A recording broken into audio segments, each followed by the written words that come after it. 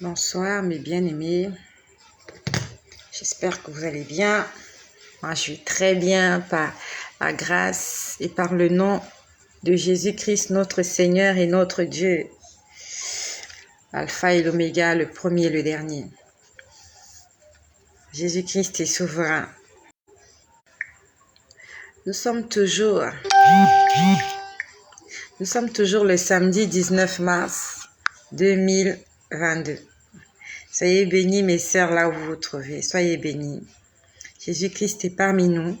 Bonsoir à Alda Ouini, Joséphine Delanguet. Alors, nous allons faire un petit partage ce soir. Rayon du soleil, toujours connecté. Rayon du soleil, bonsoir à Solange Edimo. Soyez bénis mes bien-aimés. Donc ce soir, il y aura une soirée, c'est une soirée partage. J'aurai un partage à faire. Et je vais prendre deux ou trois songes que mes sœurs ont fait pendant notre programme de 3 jours de prière. Bonsoir à Adja Nafisila, Mamie Chanaël Concha. Soyez bénis aussi. Donc je disais qu'on va prendre quelques instants pour le partage. Et je vais vous laisser vous exprimer. Je ne vois pas. Ah, je ne lâche jamais. Ça bénit ma sœur. Ça bénit ma sœur. Donc voilà, ça bénit ma sœur. Donc je disais, je vais prendre un petit partage, d'accord, pour nous fortifier. Je vais vous parler de quelque chose que j'ai vécu ce matin et de certaines choses que le Seigneur m'a montré. On va dire cette semaine que je n'ai pas eu le temps. Ah, tu m'aimes beaucoup, merci. Bonjour à Tony, Olga, Aïda, Sarah. Soyez bénis mes bien-aimés. Ah, merci pour les personnes qui ont déjà partagé. Il y a 2 personnes qui ont fait un partage. Moi aussi, je fais un partage. D'accord, je vais vous imiter. On va partager. Pour la gloire de Jésus-Christ. On va partager. Alors, premièrement, ce matin, bonsoir à Gladys Manga, bonsoir à vous toutes mes sœurs et bonsoir à vous tous mes frères. Ce matin, j'étais, j'ai plusieurs téléphones, et j'ai vraiment du mal à lire mes messages. J'ai vraiment du mal à lire mes messages. Donc, j'ai pris l'un des téléphones que j'ai, donc un des numéros que j'ai. J'étais en train de lire le message d'une bien-aimée qui est connectée à cette page et que le nom de Jésus-Christ soit béni pour toutes les personnes qui non seulement sont connectées, mais aussi qui aiment Jésus-Christ. Voilà. Donc, cette sœur-là m'a fait une vidéo d'une 30aine de minutes. Alors, je vais vous résumer ce qu'elle m'a dit. Et pourquoi j'en parle? C'est parce qu'il y a beaucoup de gens qui sont dans la même situation que elle. Alors, cette sœur-là, elle a fait la rencontre d'un homme de Dieu. Voilà. Elle appelle un serviteur de Dieu. Que le Seigneur bénisse ma sœur Zaya depuis l'Algérie. Sois bénie, Zaya. Bonsoir. À mon frère Pépin, soyez bénis. Jésus-Christ est Seigneur. Jésus-Christ est Seigneur, il est Sauveur, il est notre Dieu. Donc, je parlais de cette sœur-là. Elle m'a dit qu'elle a rencontré un homme de Dieu et que cet homme de Dieu, en fait, pour elle, c'est un homme de Dieu parce qu'elle trouve que il craint Dieu. Voilà, à la limite, il n'y a pas trop de choses à lui reprocher, hein, d'après cette bien-aimée. Bonsoir à Gladys Manga. Bonsoir. Voilà, d'après cette sœur-là, il n'y a pas beaucoup de choses à reprocher à cet homme de Dieu-là. Sauf qu'elle est dérangée. Pourquoi? Parce que cet homme de Dieu-là travaille avec un système d'aumônes. Tu connais les aumônes? C'est prendre de l'argent et aller faire du bien à toutes les personnes qui sont en difficulté. C'est ça l'aumône. Donc cet homme de Dieu-là, il ne travaille qu'avec l'aumône. Ça veut dire que tout ce qu'il fait, vous devez faire une aumône. Quand il faut prier pour vous, vous devez donner une aumône. S'il a vu quelque chose vous concernant. Donc, je disais que cet homme de Dieu-là, je ne sais pas, est-ce que toi tu es en contact avec ce genre de pasteur ou d'homme de Dieu, c'est comme ça qu'on les appelle. Alors, tout ce qu'ils vous demandent de faire quand vous allez les rencontrer, c'est l'aumône. Parce que d'après lui, la foi n'est pas suffisante pour faire réagir Dieu dans nos problèmes. C'est ce qu'il dit, hein. Que lorsqu'on donne l'aumône c'est l'argent. Donc, tu lui donnes de l'argent que lui, il va prendre. Il va aller faire du bien à certaines personnes démunies. Donc, pour lui, c'est à ce moment-là que Dieu agit.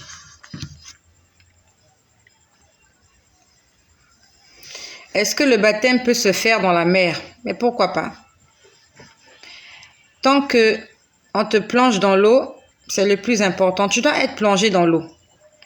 Que ce soit dans une rivière, dans un lac, dans un fleuve, à la mer, ou peut-être même dans une piscine, parce qu'il y a des gens qui vivent très loin des points d'eau.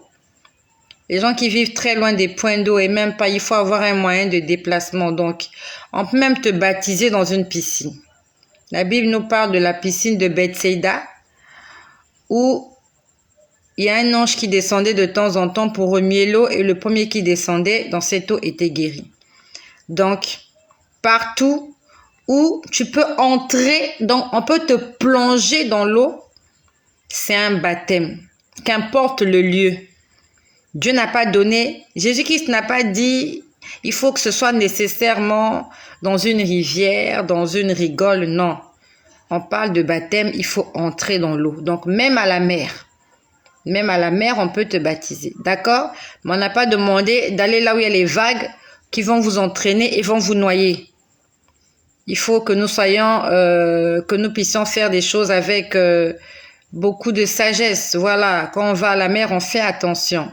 Surtout si tu es comme moi, tu sais pas nager, c'est pas la peine que le pasteur t'amène là-bas, là où tu as l'eau jusqu'au cou. Non. Même si tu es quelque part où tu as l'eau jusqu'au rein, jusque sur la taille, tant qu'on peut te plonger dans l'eau, c'est le plus important. Tu dois juste être plongé dans l'eau et sortir. Voilà. Voilà. Donc, il faut juste être plongé dans l'eau, qu'importe l'endroit. Même dans une piscine. Je suis désolée, hein. Pour ceux qui disent que, parce qu'on t'a baptisé dans une piscine, que Dieu n'a pas noté ça, je suis désolée. À partir du moment où ton corps a été plongé dans l'eau, voilà, c'est un baptême. Voilà. Donc, cette sœur-là, elle m'a fait un vocal ce matin. Mais pourquoi les 12 apôtres n'ont pas été baptisés? Qui t'a dit qu'ils n'ont pas été baptisés? Ils étaient tous baptisés, mon ami. Ils avaient tous été baptisés. Jésus-Christ a été baptisé dans le Jourdain. Les 12 apôtres aussi ont été baptisés. On n'en parle pas, c'est vrai, mais ils ont été baptisés. Parce que dans la Bible, on nous dit que eux aussi, ils baptisaient. Dans la Bible, quand tu lis la Bible, on dit que les disciples de Jésus baptisaient même plus que les disciples de Jean-Baptiste. Ça s'est passé après la mort de Jean-Baptiste. Quand Jean-Baptiste a été arrêté, on nous dit, j'ai lu ça dans le livre de Matthieu. Le problème, c'est qu'on ne lit pas la Bible. Les disciples de Jésus baptisaient plus que les disciples de Jean-Baptiste. Tu ne peux pas baptiser quelqu'un si toi-même tu n'es pas baptisé. Donc, me dire que les disciples n'étaient pas baptisés, c'est faux. Même si la Bible n'en parle pas. Les disciples étaient baptisés. Vous allez me poser des genres de questions du genre, qui a baptisé Jean-Baptiste? Jean-Baptiste aussi a été baptisé. Voilà. Qui l'a baptisé? Il a été baptisé parce que tu ne peux pas baptiser des gens si toi-même tu n'es pas baptisé. D'accord? Ok. Donc, on va passer à autre chose. Aujourd'hui, on ne va pas parler de baptême. Je crois que vous avez compris. Donc, pour toutes les personnes qui ne sont pas baptisées par immersion, ça veut dire, par immersion. Donc, si tu n'as pas été baptisé, si on ne t'a pas fait entrer dans l'eau, je suis désolée. Ce n'est pas le baptême qui est conforme à la Bible que nous lisons. La Bible nous parle du baptême par immersion. Ça veut dire qu'on doit te plonger dans l'eau. Donc, si on ne t'a pas plongé dans l'eau, je suis désolée, tu dois refaire ton baptême. Donc, je parlais de cette sœur-là. Cette sœur-là, elle m'a dit qu'elle a rencontré un homme de Dieu et que lui, tout ce qu'il fait, il faut des aumônes. Donc, quand vous allez le voir, il prie pour vous. S'il a une révélation, s'il a un message pour vous, s'il a une prophétie, il vous demande de faire une aumône. Donc, cette sœur-là m'appelait parce qu'elle est désemparée. Elle vit avec son mari. Ils vivent actuellement en France. Et à cause de cet homme-là, elle m'a dit qu'ils sont ruinés. Parce que cet homme-là ne cesse de leur demander de l'argent. Offrande de vie. Offrande de ceci. Offrande de cela. Et quand elle m'a fait ce vocal, elle m'a dit que au départ, elle ne voulait pas participer parce qu'elle savait que Dieu ne demandait pas de faire ce genre de pratique. Et elle m'a dit qu'elle est partie prier. Elle a prié. Elle a demandé au Seigneur de lui parler. Est-ce qu'il fallait qu'elle donne de l'argent ou non à cet homme-là? Et la nuit, elle me dit qu'elle a fait un rêve, un songe, où elle voit un homme qui lui dit, oui, il faut donner de l'argent, c'est normal. Et elle m'a dit qu'elle a rêvé cet homme-là au moins 3 fois. À chaque fois qu'elle était très réticente pour donner de l'argent à cette personne, elle demandait au Seigneur de lui parler et elle dit que la nuit, elle rêvait toujours quelqu'un qui lui demandait de donner de l'argent. Si cette sœur-là est tombée sur cette personne, ça veut dire qu'il y a beaucoup de personnes qui sont sous le joug de ce genre de gourous-là. Moi, je les appelle pas des hommes de Dieu. Moi, je les appelle des escrocs. Moi, je les appelle des voleurs. Parce que la Bible nous dit, vous avez reçu gratuitement, donnez gratuitement. La connexion que j'utilise pour vous parler, je la paye avec mon argent.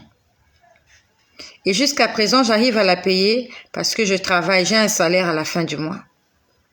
Raison pour laquelle je ne me lasse pas de venir ici parce que le salaire que j'ai, le travail que j'ai, c'est Dieu qui me l'a donné. Mais quand je viens vous enseigner, quand je viens vous faire des témoignages, vous faire des partages, quand je viens prophétiser, c'est gratuit parce que Dieu me donne ces choses gratuitement. Dieu me donne ces révélations gratuitement.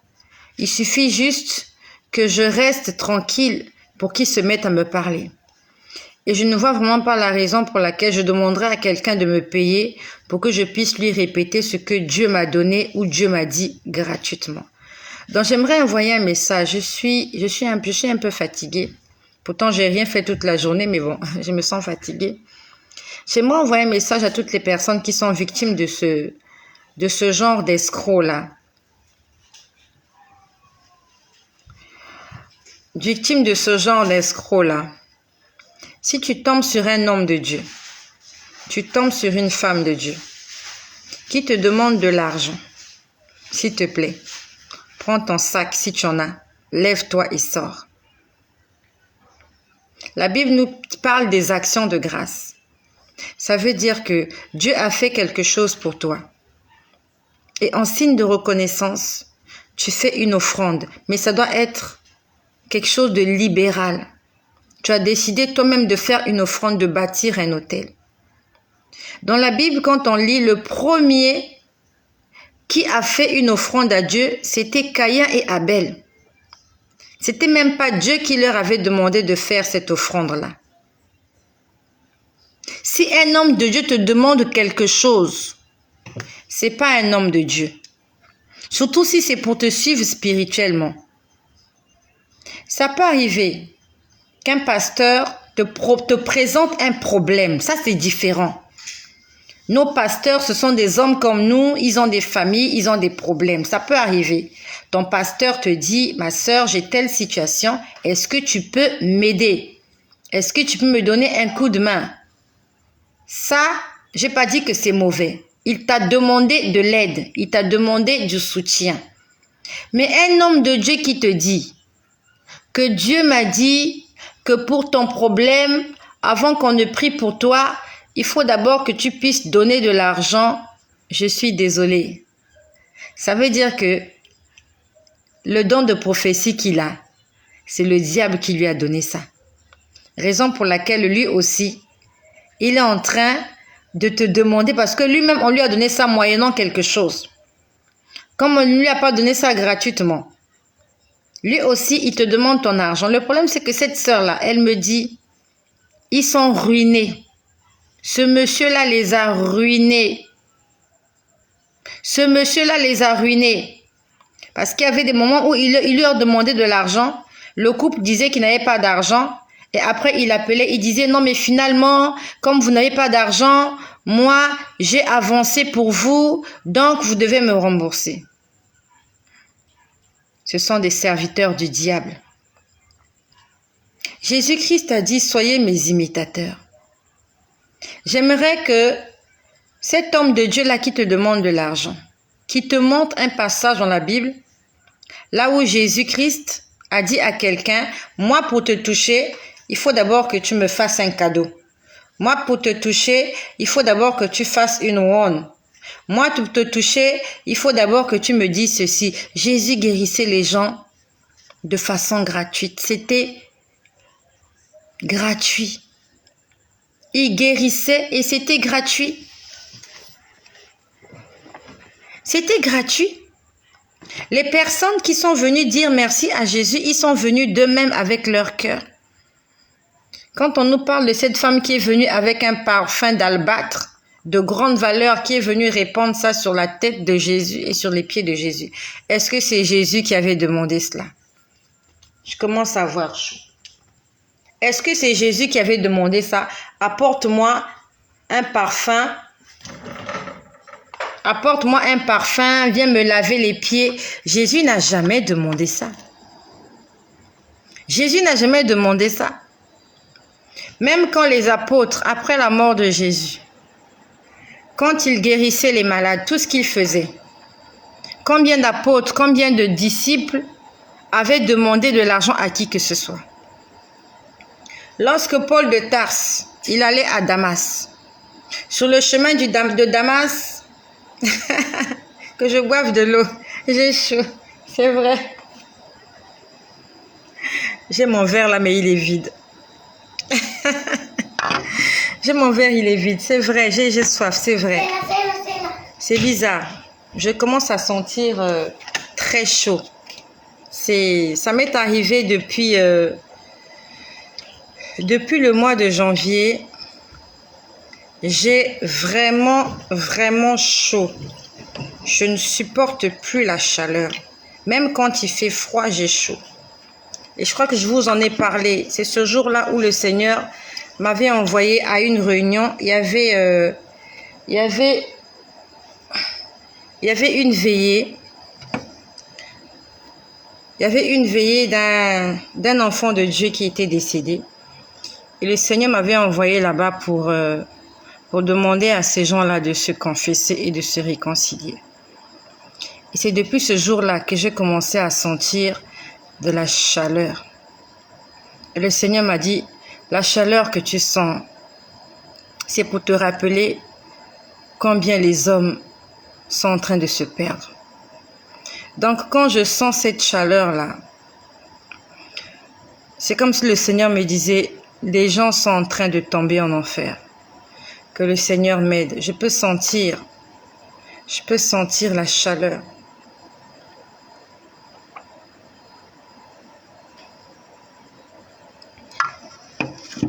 Le Seigneur me fait sentir cette chaleur-là depuis le mois de février. Et je peux te dire que c'est très désagréable. C'est très désagréable. Je sais que vous êtes nombreux là, vous m'écoutez. Je sais que vous êtes nombreux là, vous m'écoutez. Je ne sais pas la raison pour laquelle tu es venu m'écouter ce soir. Mais j'aimerais juste te dire merci. Kimia, on te dit merci ici pour tout ce que tu fais pour moi. Merci pour Kimia. Elle m'est d'une grande aide. Elle m'aide beaucoup. Mon disciple. C'est mon premier disciple. Je sais pas qu'est-ce qui t'a attiré ici ce soir, bien-aimé. Je ne sais pas, qu'est-ce que tu penses de Jésus-Christ? J'aimerais juste te dire qu'il y a une vie après la mort. Le Seigneur me fait sentir cette chaleur-là pour me rappeler combien des hommes sont en train de se... Des hommes sont en train de se perdre. Beaucoup d'âmes sont en train de se perdre. Des hommes, des femmes, des enfants. Quel que soit leur âge. Il y a plus de personnes qui se perdent que celles qui sont sauvées. Et quand je sens cette chaleur, je me sens très mal. Je me sens très mal. Je ne suis pas bien quand je sens cette chaleur-là. Ma sœur, nous allons prier pour Ghislain. Mais toi aussi, il faut que tu mettes ta foi en œuvre. Mets ta foi. Est-ce que tu as la foi? Est-ce que tu as la foi? Il faut que tu mettes ta foi en œuvre. Ce n'est pas moi que tu dois voir. Tu dois regarder à Dieu. Ne regarde pas à moi. Moi, je ne sais pas guérir les malades.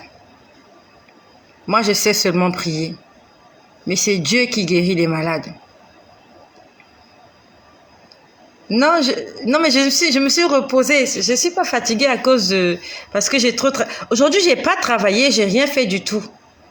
Je n'ai rien fait. Je suis restée dans la chambre toute la journée. Toute la journée, je suis restée dans la chambre. La seule chose que j'ai faite, c'est me faire un sandwich là tout à l'heure. J'ai étalé des habits tout à l'heure au séchoir. Je me suis occupée de la petite. C'est tout ce que j'ai fait. Voilà, c'est tout ce que j'ai fait. T'inquiète pas, je me repose. Aujourd'hui, je me suis beaucoup reposée. J'ai rien fait. J'ai vraiment rien fait aujourd'hui.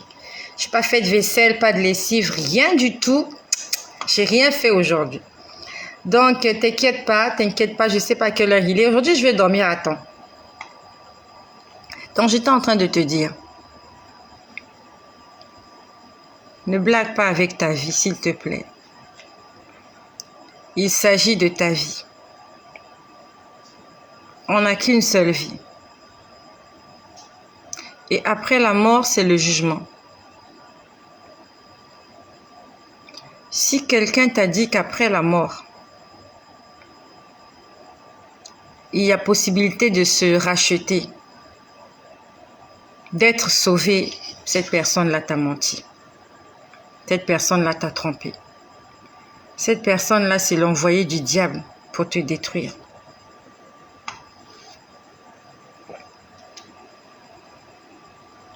On nous a beaucoup trompés à ce sujet.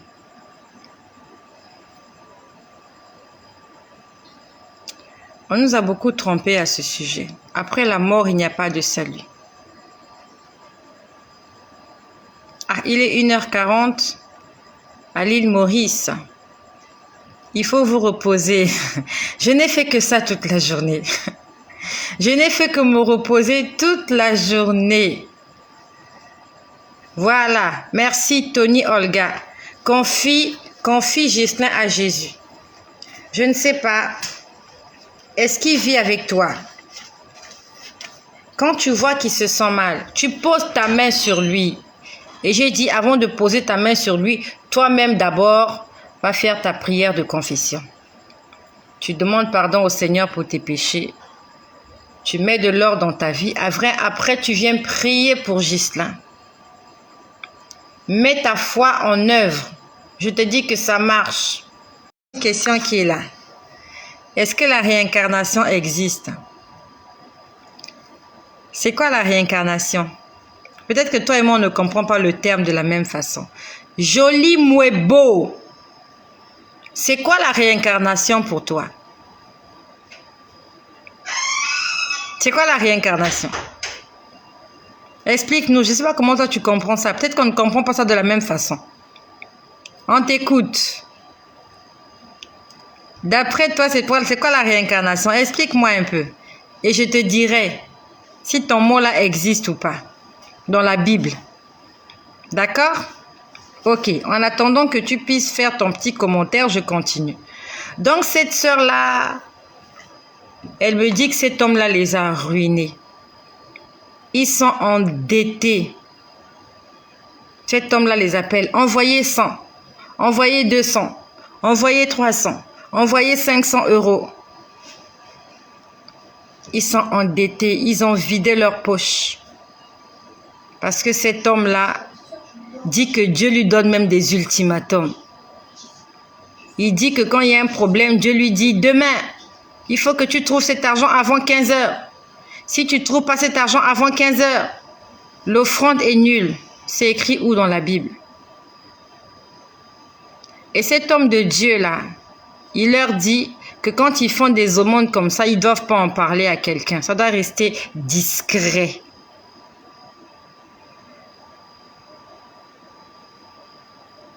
Ah, il ne vit pas avec toi. Mais continue de prier pour lui. Continue de prier. Ce n'est pas parce que la réincarnation, c'est utiliser un autre corps après la mort. Ah, ok. D'accord. D'après toi, c'est ça. La réincarnation, c'est utiliser un autre corps après la mort. Déjà, je ne sais pas si tu lis la Bible. Dans la Bible, le mot réincarnation n'existe pas. Dans la Bible, il y a le mot résurrection. Résurrection, ça signifie tu es mort et après, tu t'es réveillé. Dans la Bible, il y a la résurrection. Mais ça se passe avec ton corps. C'est une personne qui meurt et qui vient sous une autre forme ou dans un autre pays, sachant que Jean-Baptiste était la réincarnation d'Élie. Je suis désolée. Jean-Baptiste n'était pas la réincarnation d'Élie. Jean-Baptiste travaillait avec l'onction de l'esprit d'Élie. C'est deux choses différentes, ma soeur. En plus, Élie n'était pas mort. Élie n'est pas mort. Élie était monté au ciel. Toi, tu me parles de réincarnation. Réincarnation, tu as dit que non, c'est quelqu'un qui est mort. Élie n'est pas mort. Tu allais lire dans l'Ancien Testament, est-ce que Élie était mort? Élie avait été enlevé. Élie n'a pas de tombe. Élisée, son disciple, a une tombe. Moïse, il est monté à la montagne, son corps avait disparu là-bas. Élie n'est jamais mort. Qu'on ne nous trompe pas. Élie n'est pas mort. Élie est monté au ciel. Donc, tu ne peux pas me parler de la mort de Élie. Élie est monté au ciel. Toi, tu me parles de réincarnation. Tu me dis que quelqu'un est mort. Ne me parle pas d'Élie. Élie n'est pas mort. Jean-Baptiste est mort. Élie n'est pas mort. C'est deux choses différentes. D'accord? On parle de l'esprit d'Élie. Et Élie n'est pas mort. Donc, ton contexte de réincarnation là, Jean-Baptiste là, ça ne concerne même pas Élie. Ça ne concerne pas Élie, qu'on ne nous trompe pas. La Bible nous dit, il est réservé aux hommes de mourir une seule fois dans le livre de Hébreux. Un homme ne vit qu'une seule fois. Après quoi? C'est le jugement. Que l'histoire d'Élie ne fasse pas qu'on puisse nous tromper. À part Élie, dites-moi, il y a encore qui dans la Bible qui a vécu cette histoire de Élie? Dans la Bible, le premier à être enlevé, c'est Enoch. Dans l'Ancien Testament. Le problème, c'est qu'on n'est pas au courant parce qu'on n'a pas lu la Bible. Le premier à être enlevé, c'était Enoch. Il était tellement agréable à Dieu. La Bible nous dit qu'il avait disparu. Le deuxième à être enlevé. Il y a un problème de connexion. Le deuxième à être enlevé, c'était Élie. Élie n'est pas mort. Il est monté au ciel avec son corps. Il est parti avec son corps.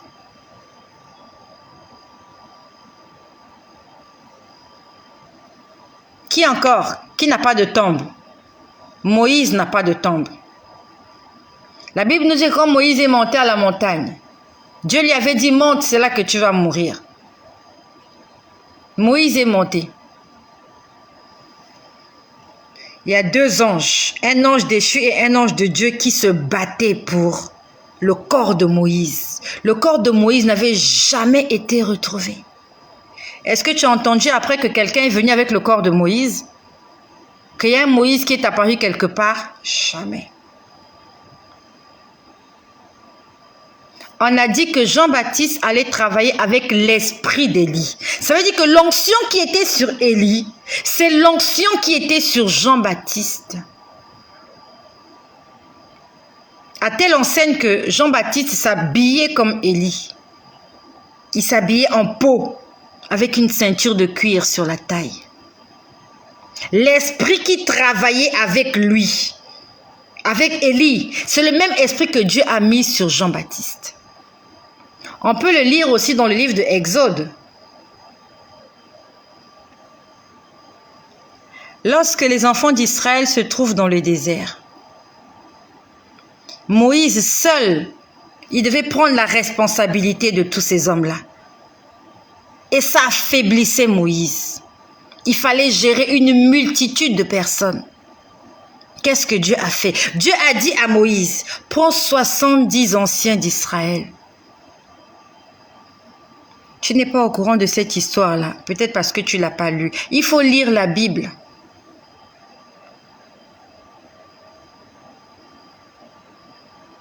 Il faut lire la Bible. Ok, mais comment l'esprit de quelqu'un qui n'est pas mort peut-il entrer? Quand on parle de l'esprit, on parle de l'onction. D'accord?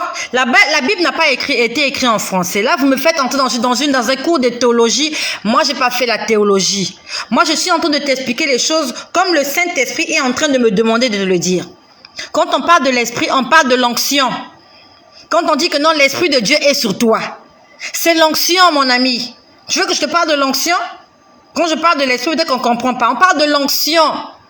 Donc, au temps de Moïse, Dieu dit à Moïse, regroupe 70 anciens d'Israël.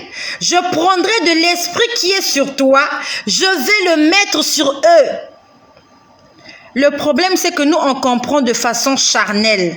Demande à Dieu de te donner la compréhension spirituelle. Ne comprends pas les choses humainement avec ton intelligence de l'école. Avec ton intelligence du baccalauréat, je ne sais pas moi de quel diplôme que tu as eu du master. Avec le master, tu ne peux pas comprendre la Bible. Pour comprendre la Bible, tu dois être rempli du Saint-Esprit. Quand on parle de l'esprit, ce n'est pas l'âme de la personne, c'est l'esprit de Dieu, c'est l'onction qui est sur toi. Je prends l'exemple, quand on parle de l'onction prophétique, on peut aussi dire l'esprit prophétique. Ça dépend de termes qu'on utilise. Qui l'utilise? La Bible n'a pas été écrite en français. La Bible est écrite en hébreu. D'autres ont écrit ça en grec. Maintenant, ceux qui ont interprété. Pourquoi est-ce que lorsque Josie posait les questions, ainsi de suite? Bon, joli Mouebo. Je ne suis pas venu faire la théologie ici. Moi, je prêche l'évangile, la nouvelle naissance, la vie éternelle. D'accord?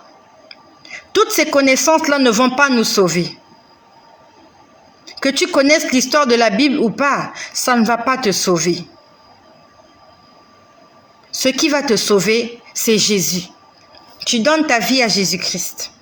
Tu l'acceptes comme Seigneur, donc comme Dieu. Tu lui demandes de conduire ta vie. Tu lui demandes de te remplir du Saint-Esprit.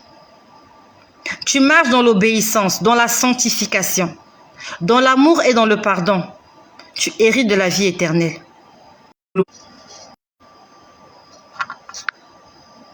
Que tu aies compris toutes les histoires de la Bible ou pas, que tu aies prophétisé dans ta vie ou pas, que tu aies prêché dans ta vie ou pas, que tu aies fait des miracles dans ta vie ou pas, le plus important ici, c'est la vie éternelle. On n'a pas besoin d'être comme des Nicodèmes, des docteurs de la loi. Connaître la Bible par cœur, ça ne va pas te sauver. Donc je suis désolée, je ne pourrai pas répondre à toutes tes questions. Je suis désolée, ce n'est pas ça mon rôle. Je ne suis pas pasteur, moi je suis évangéliste. Moi j'annonce la bonne nouvelle, j'annonce le salut. Donc si tu as des questions à poser, va chercher un pasteur. Il va répondre à tes questions. Cherche les pasteurs, on ne confond pas les rôles. Je n'ai pas envie d'entrer dans un couloir qui n'est pas le mien. Je vais me perdre. Moi, je prêche la vie éternelle, je prêche le salut. D'accord? Ok. Soyez remplis du Saint-Esprit. Alléluia! Alléluia! Amen. Jésus-Christ est vivant. Donc je disais, cet homme-là, il a ruiné le couple. Le couple est ruiné. Ils sont endettés. Quand j'ai lu son vocal ce matin, j'étais énervée. Ça m'avait tellement énervée. J'ai lancé l'appel. Elle était aussi connectée. J'ai dit, qu'est-ce que tu me racontes là, ma soeur? Ce gars-là vous a ruiné. J'ai dit, mais comment c'est arrivé qu'il vous ruine comme ça? Que non, voilà, il nous dit envoyez ceci, on va prier pour ceci, il y a tel problème, il y a ceci, ceci. J'ai dit, où se trouve donc le Dieu qui a dit, j'ai pour toi des projets de paix et de bonheur, afin que tu aies de l'avenir et de l'espérance? Comment Dieu peut te dire que j'ai pour toi des projets de paix et de bonheur, et ce même Dieu-là, il vient vider ton compte en banque, à telle enseigne que tu n'as même plus de quoi manger avec tes enfants? Ça, ce n'est pas Dieu, c'est l'esprit de pauvreté. Donc, je suis en train d'envoyer un message à mes sœurs, là, vous qui aimez les prophéties. Si tu rencontres un prophète qui te demande de l'argent, si tu as envie de t'appauvrir, donne-lui ton argent. Donne-lui même ta carte bancaire. Après, il ne faut pas dire que tu n'étais pas prévenu. Moi, je suis venue te dire que toute personne qui demande de l'argent avant de faire quoi que ce soit, ou bien qui t'exige que non, voilà, quand Dieu aura fait le miracle, il faut obligatoirement que tu puisses donner tant. Je suis désolée. C'est le serviteur du diable. C'est Dieu qui touche ton cœur pour que tu puisses bâtir un autel. Le premier qui a bâti un autel dans la Bible, c'était Adam et Ève. Je n'ai pas lu dans la Bible que c'est Dieu qui leur avait demandé de bâtir cet autel. L'autel non, pas Adam et Ève, Caïn et Abel, désolé, ça va dans tous les sens. L'autel que Abel avait bâti était agréable à Dieu. Mais l'autel que Caïn avait bâti n'était pas agréable à Dieu. Le deuxième qui a bâti un autel, c'était Noé. Et c'était d'un parfum de bonne odeur devant l'Éternel. On nous parle aussi de Abraham a bâti des autels à Dieu. Chaque fois qu'il allait dans un lieu, puisque Dieu lui disait, quitte la maison de ton père, va là où je te montrerai. Partout où il arrivait, la Bible nous dit qu'il bâtissait un autel. Il le faisait avec son cœur. C'est lui-même qui décidait de bâtir un autel. Jusque-là, la seule personne que j'ai lue, quand j'ai lu dans la Bible l'histoire que Dieu lui a demandé de bâtir un autel, c'est Abraham. Quand Dieu lui a dit, va à cette montagne-là, bâtis un autel et sacrifie ton fils. Melchisedec n'a rien demandé à Abraham. Tu as tout à fait raison, mon frère Patrick, papa Patrick, Rufin Patnelli. Melchisedec n'avait rien demandé à Abraham. C'est Abraham lui-même, il venait d'une guerre. Il a pris le 1/10 de ce qu'il avait. Il a donné à Melchisedec, le roi de Salem. Et c'est là qu'a été instituée la dîme, donner le 1/10 de son revenu.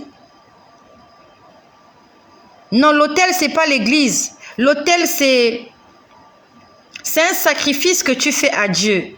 Voilà, il y a des termes comme ça, voilà, il y a des termes. On va essayer de... Ok, quand vous comprenez pas, posez la question. Voilà, l'autel, c'est pas l'église. Non, l'autel, c'est pas l'église. L'autel, quand tu bâtis un autel à Dieu, ça veut dire qu'en fait, tu fais un sacrifice pour Dieu. D'accord? C'est comme une offrande, voilà. C'est une offrande d'action de grâce. Tu fais quelque chose parce que tu veux être reconnaissant de ce que Dieu a fait pour toi. Je prends l'exemple. Dieu t'a donné un travail. D'accord? Tu prends par exemple ton premier salaire, tu vas le donner aux orphelins. Ça veut dire que tu as bâti un autel. Ces pasteurs ne demandent pas directement, ils te disent, tu dois faire une offrande. Bon, qu'importe. Moi, je ne suis pas pasteur. Hein? Moi, je ne suis pas pasteur. Moi, je sais que Dieu nous parle de la dîme. Il nous demande de soutenir les orphelins, les veuves. mais tu dois le faire avec ton cœur. Mais Dieu ne force pas. Mais cette sœur-là, qui m'a appelé ce matin, ce monsieur-là est en train de les mettre mal à l'aise. Et ce matin, elle m'a dit, nous sommes ruinés. Elle m'a dit, nous sommes ruinés, on n'a plus d'économie.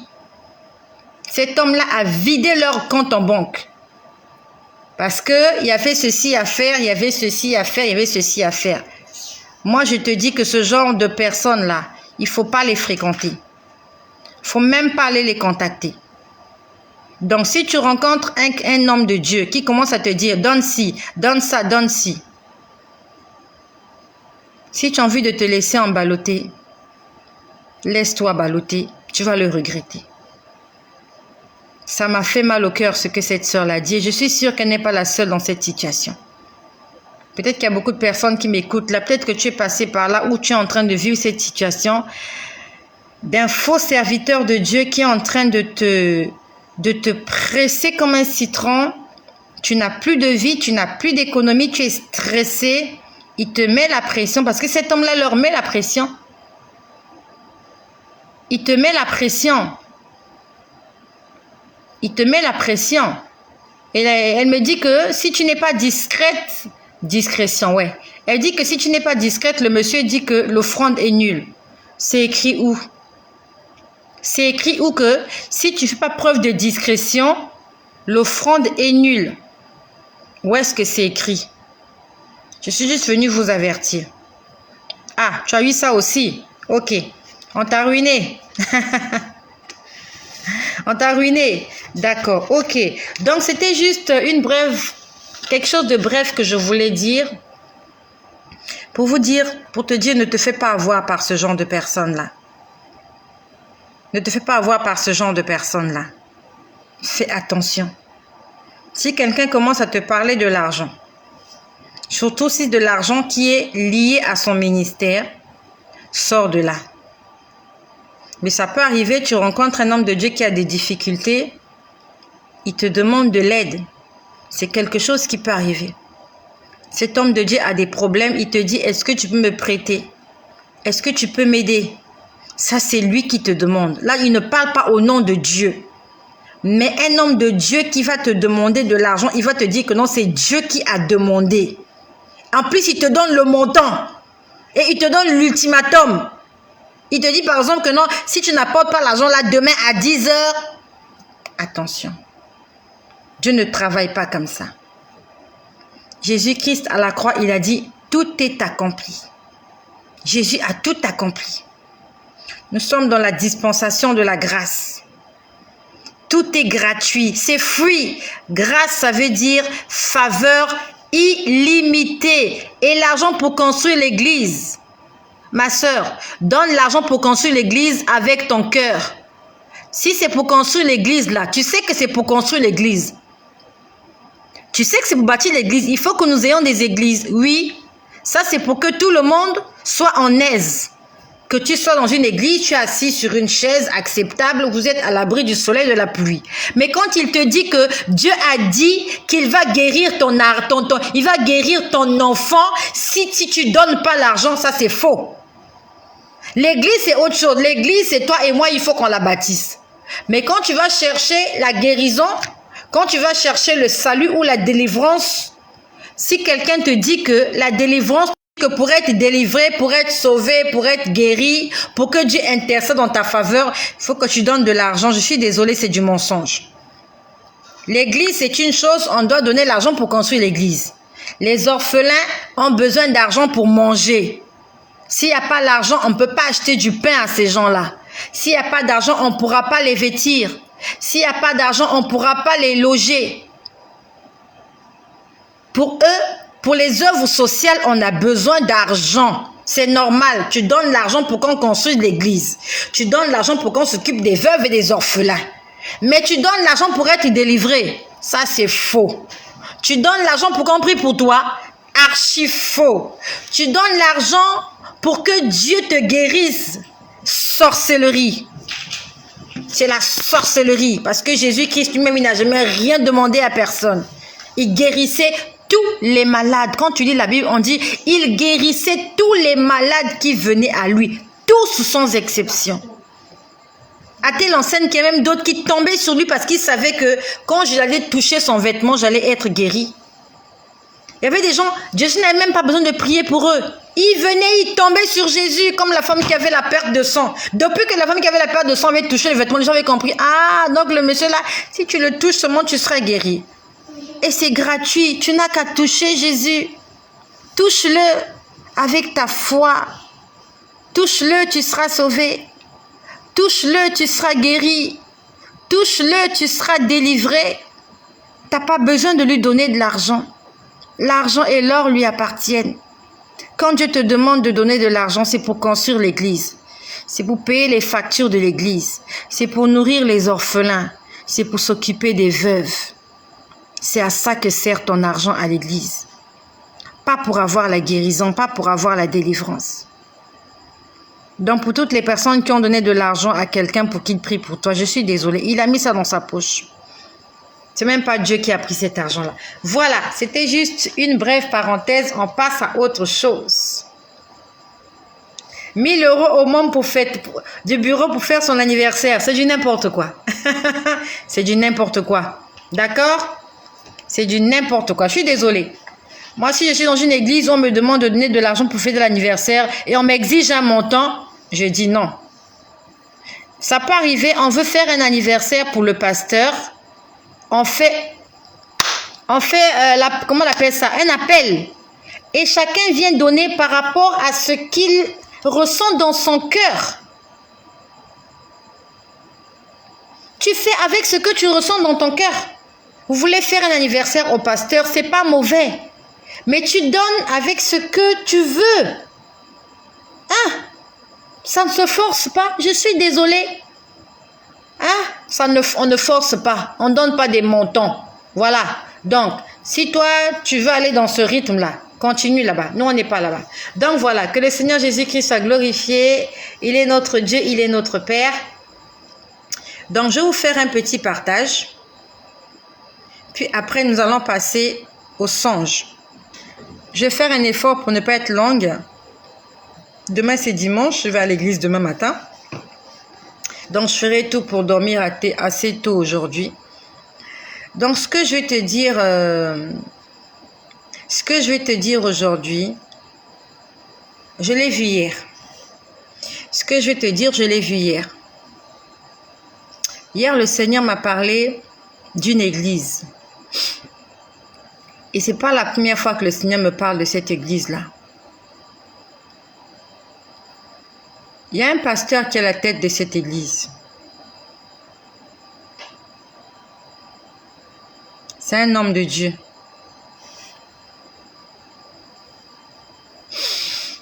Mais je ne sais pas, l'onction de Dieu n'est plus sur lui. Il a fait beaucoup de mélanges. Il a mélangé la parole de Dieu avec beaucoup d'autres doctrines. Les doctrines des hommes.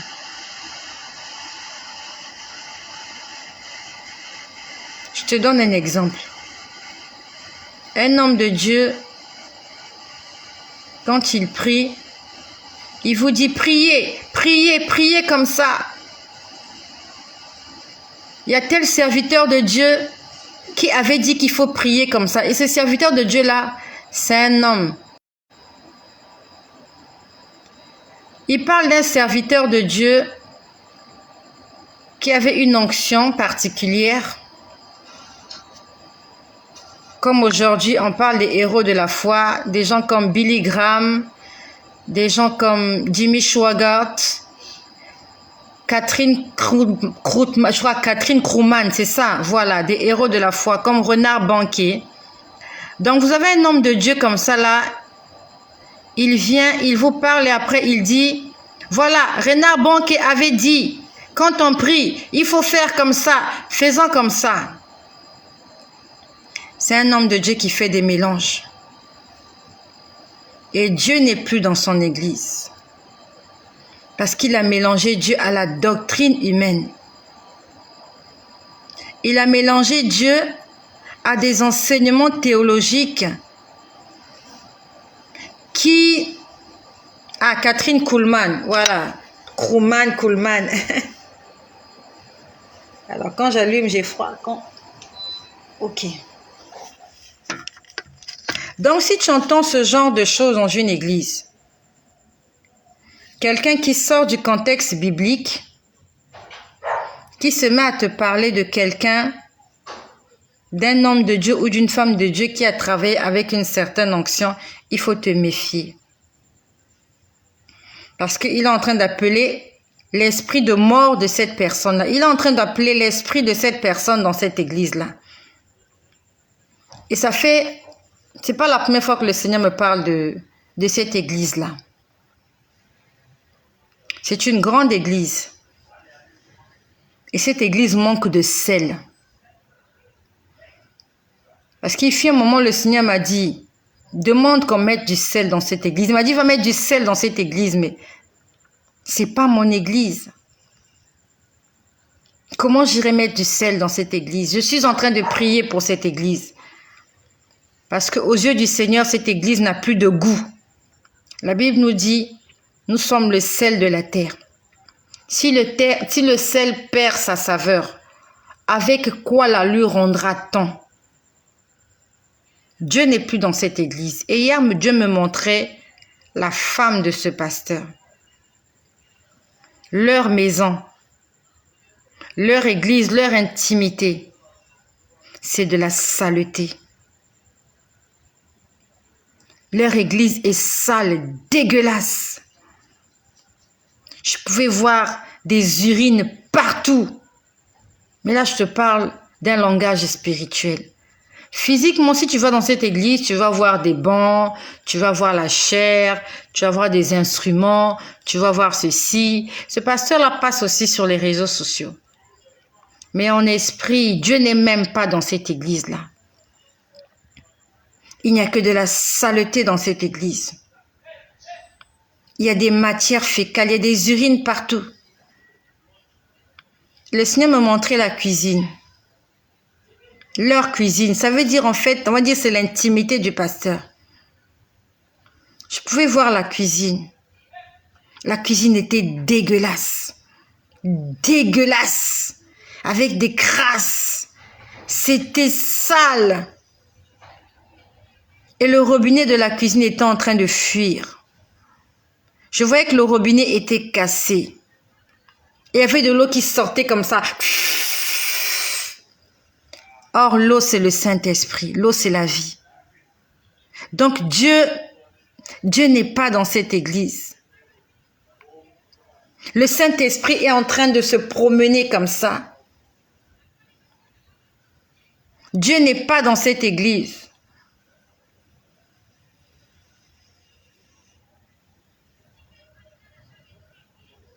Je te comprends, mon frère.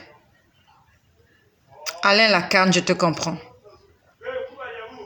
Dans le livre de Galates, au chapitre 1, au verset 10, il est écrit ceci. Galates 1, verset 10. Je vais lire ça pour toi. Je sais que tu es perdu. Moi aussi, le jour où j'ai entendu ça, je suis perdu. Je mets une pause à ce que je disais par rapport à cette église-là. Je vais lire Galates pour toi, mon frère. Galates. Laisse-moi lire Galates pour toi.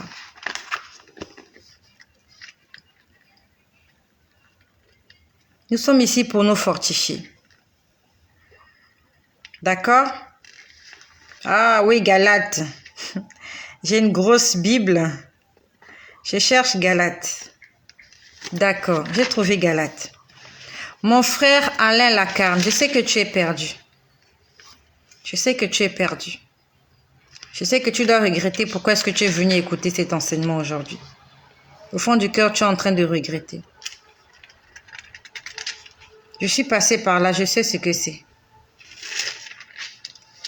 Dans le livre de Galates, chapitre 1 au verset 10, il est écrit: Et maintenant, est-ce la faveur des hommes que je désire ou celle de Dieu? Est-ce que je cherche à plaire aux hommes? Est-ce que tu cherches à plaire aux hommes ou à plaire à Dieu? Dieu a déjà libéré sa parole. Les hommes ont des lois. Dieu aussi a une loi. Est-ce que tu as envie de satisfaire ta chair ou tu veux te soumettre à la parole de Dieu? L'année dernière, j'ai été contactée par un pasteur. Ce pasteur était marié. Sa femme avait demandé le divorce. On leur avait accordé le divorce au tort de madame et on a donné la garde des enfants au monsieur. Le monsieur est un pasteur. Et cette femme-là, quand elle a quitté cet homme qui était pasteur, elle est partie se remettre en couple. Galates 1, verset 10. Galates 1, 10. Elle est partie se mettre en couple avec quelqu'un d'autre. Et ce pasteur-là, quand il m'a écrit, il m'a expliqué la situation. Il m'a dit, j'aimais ma femme. C'est vrai qu'on avait des problèmes, mais je l'aimais. Elle m'a quitté. Elle a demandé le divorce. Elle est partie. Elle s'est remariée. Il a dit, c'est pas de ma faute. Dieu seul sait que c'est pas de ma faute. Elle est partie, c'est pas de ma faute. Mais aujourd'hui, je n'arrive plus. J'ai envie de me remarier. Il m'a dit, ma sœur, prie pour moi. Qu'est-ce que Dieu dit pour moi? J'ai eu pitié de cette personne parce que cette personne avait raison. Sa femme l'a quitté. Elle l'a quitté, c'est elle qui a demandé le divorce.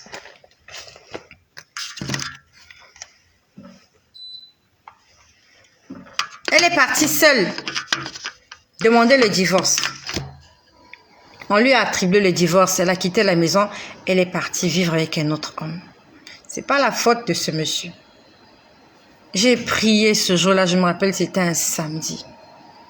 J'ai dit, Seigneur, regarde cette situation. Comme avec Moïse. Moïse, quand il recevait un problème des enfants d'Israël, il montait toujours à la montagne. Il allait dire, Seigneur, il y a tel problème. Quelle est la solution que tu donnes à ce problème? Moi, je ne suis pas Dieu. Moi, quand il y a un problème que je n'arrive pas à comprendre, je vais à la montagne. Je veux monter sur la montagne. C'est là que l'on rencontre Dieu. C'est là que la joie nous inonde et que pour nous s'ouvrent les cieux. Je veux laisser les joies du monde et me tenir tout près de Dieu. Je veux monter sur la montagne, c'est là que l'on est heureux. J'ai connu cette chanson-là, j'étais très jeune et je l'ai entendue ce matin, très tôt ce matin. J'ai entendu cette chanson-là. J'ai prié pour ce pasteur. J'ai dit, Seigneur, qu'est-ce que tu dis pour cet homme? Sa femme l'a quitté. Il a encore besoin de sa femme s'est remariée avec un autre. J'ai dit, Seigneur, est-ce que tu lui permets de se marier? J'avais fait une vidéo là-dessus. Je ne pourrais pas dire exactement ce que le Seigneur m'avait dit ce jour-là. Je ne peux plus vous dire avec tous les détails. À l'école du dimanche. Ah, ce sont des vieilles chansons. Voilà, on était à l'école du dimanche. Quand je chantais ça, j'étais très jeune. Ça fait des années. J'ai dit, Seigneur, qu'est-ce que tu dis pour cet homme-là? Le Seigneur m'a dit que sa parole reste inchangée. C'est pour ça qu'avant de se mettre en couple, on doit prier, demander à Dieu. Est-ce que c'est la bonne personne avec qui je dois me mettre? Même quand on va se marier à la mairie, on dit c'est pour le meilleur et pour le pire. Non seulement on dit pour le meilleur et pour le pire, mais on dit jusqu'à ce que la mort vous sépare. C'est une alliance. C'est un pacte. Jusqu'à ce que la mort vous sépare. On le dit non seulement à la mairie, mais on le dit aussi à l'église. Et la Bible, nous l'avons lu tout à l'heure, la Bible, que tant que ta femme est mariée, tu es lié à elle par la loi. Pas seulement par la loi des hommes, mais par la loi divine. Tu es lié à elle. Dieu va changer cette loi-là à cause de toi. Parce que ta femme était trop méchante. Parce que ta femme était sorcière. Parce que ta femme était impolie. Parce que ta femme était infidèle. Dieu ne changera pas ses lois à cause de toi et moi. Les lois de Dieu ne changeront pas. C'est à toi et moi de nous soumettre à ce que Dieu a écrit. Je te comprends, mon bien-aimé. J'ai lu ton message. Je ne suis pas venue t'amadouer. Je ne suis pas venue te dire des choses pour te faire plaisir. La vérité blesse. Je suis venue te dire la vérité. Il n'y a pas un verset qui va t'aider. Si cette femme-là est toujours en vie, Dieu considère que c'est ton épouse, même si vous êtes séparés. L'homme quittera son père et sa mère, s'attachera à sa femme et les deux seront une seule chair. Tant qu'elle vit, vous êtes une seule chair. Vous êtes liés par les liens du mariage jusqu'à ce que l'un de vous deux puisse mourir. C'est la Bible qui l'a écrit. Demande au Seigneur de te fortifier. Je ne te demande pas de te remettre en couple avec elle. Si tu ne peux pas, ne va pas. Mais je ne te dirai pas aussi de te mettre en couple avec une autre. Sinon, Dieu m'appellera un jour menteuse. Je vais t'induire en erreur. Je ne veux pas que tu perdes ton âme à cause de moi, parce que moi aussi j'aurai des comptes à rendre à Dieu pour ce que je suis en train de dire. C'est pour ça que je ne vous dirai jamais quelque chose que je ne maîtrise pas. On a voulu me faire entrer dans un débat de Élie. Je ne maîtrise pas ces débats-là. Je n'ai pas envie d'entrer là-dedans. Moi, je parle de mon témoignage et des choses que je maîtrise. Chacun de nous a son domaine, a son couloir. Moi, je ne suis pas pasteur. Je ne fais pas des débats théologiques. Je n'ai pas fait la théologie.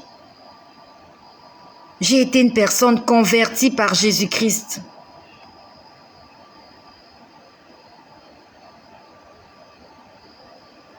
Alors, elle est toujours en vie, mais pouvons-nous nous remarier? C'est à toi de voir. Que vous repartiez à la mairie renouveler vos vœux ou pas, il y a un problème de connexion. Que vous partiez à la mairie renouveler vos vœux ou pas, elle est toujours ta femme, mon ami. Mais c'est toi qui m'as dit tout à l'heure que le courant ne passait pas bien entre elle et tes enfants. Je ne te demande pas d'aller te remarier avec elle. C'est pas moi qui ai dit. C'est toi qui vas prendre la décision. Le problème, c'est que tu m'as dit que tu étais malheureux. C'est ce que tu m'as dit. J'ai lu ton commentaire tout à l'heure. Que tu étais malheureux avec elle. Est-ce qu'elle a changé? En plus, tu m'as dit qu'elle était musulmane. Est-ce que tu es sûr que ça ira maintenant mieux? Ton problème, tu n'as pas besoin d'une femme. Ton problème, il est sexuel. C'est ça qui est en train de nous tuer. Beaucoup de gens se remarient parce qu'ils n'arrivent pas à avoir de l'incontinence. Ils ont des problèmes sexuels. Ils se disent, il faut que je me remarie. Il faut que je me marie pour me décharger. On ne se marie pas pour le sexe. On ne se marie pas pour se défouler. On se marie pour être heureux. Le sexe ne rend pas heureux. Parce que le sexe, ça ne se fait pas toute la journée, tous les jours. Non. On est heureux parce qu'on aime la personne et qu'on se sent bien avec la personne. Donc si en amont, ça se passait très mal, est-ce que tu es sûr qu'elle a changé? Il ne faut pas aller te mettre en couple avec elle pour que tu puisses souffrir. Après, tu viendras nous demander de prier pour toi parce que tu fais des crises de tension, parce que tu as des hypertensions. Va d'abord prier, mon bien-aimé. Moi, je ne suis pas Dieu. Moi, je suis venue te dire que tant qu'elle vit, elle est ta femme. Maintenant, si tu veux te remettre en couple avec elle, va prier Dieu. Moi, je ne prierai pas pour toi. Il s'agit de ta vie, de toi. Va consulter Dieu. Demande à Dieu, est-ce que je peux me remettre en couple avec elle? Est-ce qu'elle a changé? Mais ce qui est sûr, c'est que si elle est toujours musulmane, ça sera compliqué dans votre foyer. Toi, tu lis la Bible, elle lit le Coran, ça sera compliqué. Au moins, en tant que chrétien, lorsqu'on est perdu, on ouvre la parole de Dieu, on trouve des solutions. Mais avec quel vous allez ouvrir quel livre? Mon frère, j'aimerais bien t'aider. J'aimerais répondre à ta question. Mais je te demande d'aller prier, consulte le Seigneur. Demande à Dieu, est-ce que ce que j'ai dit, c'est vrai ou c'est faux? Ne te remarie pas juste parce que tu as des pulsions sexuelles, non. Tu vas le faire un soir, le lendemain matin, quand tu vas te réveiller, tu vas te rendre compte que vanité des vanités. Vanité des vanités. Non pas pour le sexe, mais pour être heureux. Elle a changé, je crois, mais pas certain. Mais elle est restée musulmane. Tu dis que tu crois qu'elle a changé. Tu n'es pas certain. Elle est restée musulmane. Comment tu feras pour la convertir en chrétienne? La Bible nous dit dans le livre de Matthieu 28, allez faire de toutes les nations des disciples. Moi, ce que je te demanderais de faire, va prier. Peut-être que c'est ta mission aussi. Dieu veut que tu amènes cette femme-là vers lui. Mais va d'abord prier, parce que c'est Dieu qui convainc les cœurs. Si tu repars vers elle en tant qu'évangéliste, va d'abord consulter Dieu. Peut-être que c'est ta mission. Raison pour laquelle tu es tombé malheureusement sur cette vidéo. Peut-être que Dieu a un travail à faire. Moi, je ne sais pas. Mais le problème, c'est que si Dieu a un travail à faire, ça veut dire que toi, tu dois participer. Ça veut dire que si tu repars vers elle, tu devras mettre en application 1 Corinthiens chapitre 13. Qu'est-ce qu'on dit dans 1 Corinthiens chapitre 13? On nous parle de la charité, on nous parle de l'amour vrai. On va lire 1 Corinthiens chapitre 13. Je vais le lire pour toi.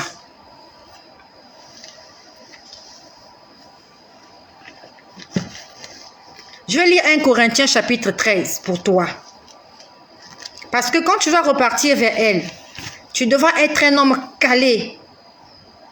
Tu devras être un vrai chrétien converti pour ne pas tomber dans la bêtise. La Bible nous parle de la maîtrise de soi.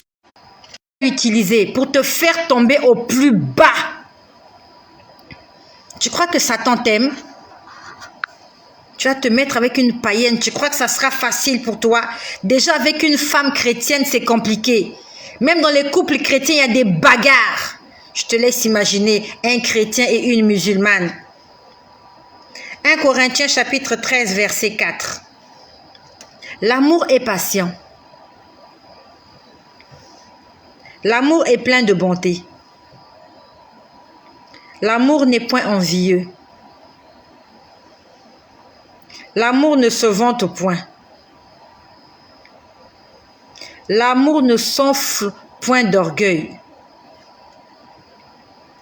L'amour ne fait rien de malhonnête. L'amour ne cherche point son intérêt. L'amour ne s'irrite point. L'amour ne soupçonne point. L'amour ne fait point de mal. L'amour se réjouit, elle ne se réjouit point de l'injustice. L'amour se réjouit de la vérité. L'amour excuse tout. L'amour croit tout. L'amour supporte tout. Tu es prêt en tant que chrétien à aimer cette femme-là, à la supporter, à croire en tout ce qu'elle fait, en tout ce qu'elle dit, au nom de l'amour, et de tout faire pour la convertir à Jésus-Christ. Si tu as la foi que c'est ta mission, alors vas-y. Mais surtout, confie cela entre les mains de Dieu. Si c'est la mission que Dieu t'a donnée, tu pries. Et si tu es convaincu, tu repars vers elle en étant accompagné du Saint-Esprit. Mais si tu vas de façon charnelle, tu vas échouer, bien-aimé. Satan ne va pas t'aménager. Jean 10, 10. Satan, il est là pour égorger, pour détruire, pour tuer. C'est vrai, tu as besoin d'une femme. Peut-être que tu es même l'homme le plus heureux parce que tu es loin des problèmes. Mais quand tu vas repartir dans des problèmes, Aujourd'hui, tu jeûnes pour d'autres sujets. Quand tu te remettras avec elle, tu vas commencer à jeûner parce que tu as envie de rester en vie et parce que tu veux qu'elle soit sauvée. Peut-être que c'est ta mission de la convertir. Rien n'est impossible à Dieu. Je ne suis pas venue prophétiser le malheur. Mais je veux juste que Dieu te guide dans ce que tu vas faire. Laisse Dieu te guider. Va prier. Demande au Seigneur, Seigneur, j'ai compris que je ne peux pas me remettre en couple avec quelqu'un. Est-ce que tu permets que je me remette en couple avec cette dernière? Attends la réponse de Dieu. Si Dieu te dit oui, ça veut dire que c'est possible. Dieu a une mission pour toi et elle. Mais si Dieu te dit non, je n'ai rien d'autre à te dire, si ce n'est que de te soumettre à ce que Dieu va te dire. Je suis désolée pour toi, je te comprends parfaitement. Mais maudit serais-je quand je dirais quelque chose qui va à l'encontre de la parole de Dieu. Pendant que je te parle là, je ne suis pas en train de recevoir des révélations pour toi. Si j'avais reçu, j'allais te dire.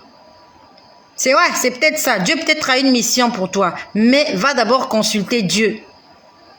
Ne va pas en mission sans être accompagné par Dieu. Parce que Satan, il est armé. Et si nous, on n'est pas armés, il va nous anéantir. Va d'abord prier. Prends du temps dans la prière, ne sois pas pressé. Prie, jeûne, prie, jeûne, prie, jeûne, pour que Dieu puisse te convaincre que tu dois repartir vers elle. Mais en attendant, elle est toujours ta femme. Ça veut dire que vous n'êtes pas des ennemis. S'il arrive qu'elle t'appelle, réponds au téléphone. Je ne sais pas, est-ce que les enfants, ce sont vos 2 enfants ou bien ce sont tes enfants, je n'en sais rien. Vous n'êtes pas des ennemis. Vous êtes... Non, Rehoboth Sitna, ne dis pas ça. Rehoboth Sitna ne dit pas ça que parce qu'il est marié à une musulmane, c'est calé. Non. Dieu peut convertir les musulmans. Rien n'est impossible à Dieu. Dieu peut convertir cette femme-là. Dieu peut amener cette femme-là à la raison. Rien n'est impossible à Dieu. C'est ce que j'ai dit à mon frère. Peut-être qu'il a une mission avec cette femme-là. Ne disons pas que rien n'est impossible. Non. Rien n'est impossible à Dieu. Même si elle est musulmane, le Seigneur Jésus-Christ peut venir toucher son cœur. Jésus peut venir toucher son cœur. Comme il a touché le cœur de Paul de Tarse. Il persécutait l'église, il tuait les chrétiens, il jetait les chrétiens en prison. Mais après, c'était lui le plus grand évangéliste qui n'ait jamais existé. C'est parce qu'elle est musulmane qu'on va la jeter. Non, Jésus-Christ aussi est mort à la croix pour elle. Mais que mon frère soit guidé par l'Esprit Saint. Que tu ne tombes pas sous le piège de l'amour. Voilà, c'était juste une brève parenthèse pour mon frère qui est là. Je sais que ça te fait très mal au cœur. Et j'aime répondre à des gens comme ça là en public pour que tout le monde le prenne comme témoin. Nous avons 3 enfants adolescents, d'accord, qui sont musulmans aussi. Ok, ce sont vos enfants. Il faut que tu pries pour eux. Commence d'abord à prier pour eux. Ce sont tes enfants. C'est ta femme. Commence à prier.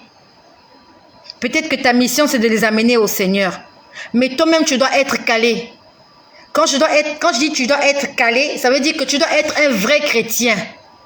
Quand tu vas repartir, tu dois leur prouver qu'il y a de l'amour en toi, qu'il y a le pardon, qu'au-dedans de toi, il y a le Christ qui vit. Qu'ils ne trouvent pas en toi une occasion de chute pour eux. Que lorsqu'ils te voient, qu'ils désirent avoir ce que toi tu as. Tu dois être un modèle. Mais si tu repars avec elle pour vous chamailler, pour vous bagarrer, pour vous retrouver à la gendarmerie, tu n'auras rien fait. Demande d'abord au Seigneur de commencer à faire un travail, un vrai travail dans ta vie. Et quand tu deviendras quelqu'un de fort, tu pourras aller les voir et leur dire: je suis venu pour qu'on puisse continuer la route ensemble. Mais tu dois être toi-même d'abord fort. Sinon, ils vont t'anéantir, ils vont t'écraser. Ça, c'était pour mon frère comment il s'appelle, le frère Lucarne, c'est ça le frère Lucarne. Je crois que c'est Lucarne. Non, voilà, le frère Alain, voilà, c'est pour le frère Alain et aussi pour toutes les personnes qui sont dans la même situation. Mais rien n'est impossible à Dieu. Je crois que Dieu veut se servir de toi. C'est pour ça que tu es tombé sur cette vidéo. Tu as vu? Depuis que je parle, Alain, voilà mon frère Alain. Depuis que je parle, c'est la première fois et c'est aujourd'hui que je t'ai vu te manifester. Je t'ai vu te manifester aujourd'hui. Jésus-Christ a touché ton cœur. Je sais que ça t'a fait mal ce que j'ai vu tout à l'heure, mais rien n'est impossible. D'accord? Rien n'est impossible. Soyez tous bénis, mes bien-aimés. Donc, je vais terminer par... J'étais en train de dire que le Seigneur me parlait d'une église qui était très sale. Il n'y a même pas le Saint-Esprit là-bas. Malheureusement, j'ai vu un jeune homme. J'ai vu un jeune homme qui cherchait à se mettre en couple. Un jeune célibataire. Un chrétien. Et qu'est-ce qu'il a fait? Il est allé chercher une femme dans cette église-là. Et plus précisément dans la maison de ce pasteur. J'aimerais te dire, mon bien-aimé, il faut faire attention. Non. Tu es terrible. Tu quittes la venir chercher l'eau ici. Là. Non, va chercher. Tu sais là, on trouve l'eau. Bien-aimé, je parle à mon frère. Je parle à mon frère célibataire. Tu es un jeune célibataire, tu veux te mettre en couple. Mais seulement, tu es allé chercher une fiancée dans la maison d'un pasteur. C'est un pasteur qui tient une église, mais seulement le pasteur là n'est même plus en communion avec Dieu. Sa maison et son église, c'est un tas d'ordures. Et l'onction qu'il a, c'est la même onction qui est sur ses enfants. Et toi, tu es tombé amoureux d'une fille de ce pasteur-là. Et je t'ai vu, tu es entré dans cette maison-là, tu étais en train de te soulager dans un tas de déchets. Tout à l'heure, j'ai parlé à mes frères, à mes sœurs célibataires. Je viens encore parler. Avant de te marier, il faut d'abord prier. C'est pas parce que c'est la fille d'un pasteur qu'elle est un modèle. Attention, les apparences sont trompeuses. L'homme regarde à l'apparence, Dieu regarde au cœur. Le problème avec nous, c'est qu'on n'est pas patient. On a demandé au Seigneur une chose, dès qu'il ne répond pas, nous, on se jette à l'eau. Il s'agit de ta vie, de ton avenir. Dans 5 ans, tu viendras demander qu'on puisse prier pour toi parce que tu as fait de mauvais choix. Dans 2 ans, tu reviendras, tu diras, oui, voilà, j'ai divorcé, priez pour moi. C'est maintenant là qu'il faut chercher la face de Dieu. Mon ami, mon frère, tu m'écoutes. Tu es un jeune homme. Tu travailles, tu as de l'avenir. Pourquoi je ne dis pas de quel pasteur il s'agit? Je ne peux pas dire. Je ne suis pas venue ici pour critiquer les gens. Et même quand on parle des gens, on doit parler avec sagesse. D'accord? Jean-Baptiste, on lui a coupé la tête parce qu'il lui a manqué de sagesse. Il est venu, il a indexé, il a dit son sagesse. Je ne peux pas donner les noms des gens ici. Ils sont couverts du Saint-Esprit. Quand quelqu'un est couvert du Saint-Esprit, moi, je vais citer son nom. Comme une fois, j'ai parlé de Nadège Mbouma. C'est une servante de Dieu, Nadège Mbouma. J'ai parlé de Atom Sumbouma. C'est un serviteur de Dieu, ce monsieur-là. J'ai parlé de Alain Moloto. C'est un serviteur de Dieu. J'ai parlé de Marcelin Tounassi. Marcelin Tounassi, c'est un homme de Dieu, même si les gens sur les réseaux sociaux parlent mal de lui. Est-ce que j'ai encore parlé de quelqu'un? Est-ce que je cite encore les noms des gens ici, là? Est-ce que je cite encore les noms des gens? Moi, je sais que les gens que j'ai déjà cités, Marcelo Tounassi, il passe sur EMCI TV, il passe sur les réseaux sociaux. Atom Sumbouma, il passe sur EMCI TV, il passe sur Hosanna. Nadège Mbouma. Ce sont des serviteurs de Dieu. Les autres, il y en a des serviteurs de Dieu et des serviteurs de l'autre côté. Mais en ce qui concerne ce pasteur-là, je connais son nom. Je connais le nom de son église. Il passe sur les réseaux sociaux. Je ne donnerai pas son nom. Va prier que Dieu te révèle l'état d'âme de ton pasteur. Moi, je ne suis pas venue créer des problèmes ici. Je suis venue vous avertir. Attention aux feux étrangers. Si tu pries, Dieu va te révéler que non, l'église là où tu te trouves là, ce n'est pas une bonne église. Et j'ai même donné des détails. J'ai dit qu'il s'agit d'un jeune homme. Il veut aller se mettre en couple avec la fille d'un pasteur. Donc ça veut dire que s'il y a quelqu'un qui est là, tu n'as pas envie de te mettre avec la fille d'un pasteur, ça ne te concerne pas.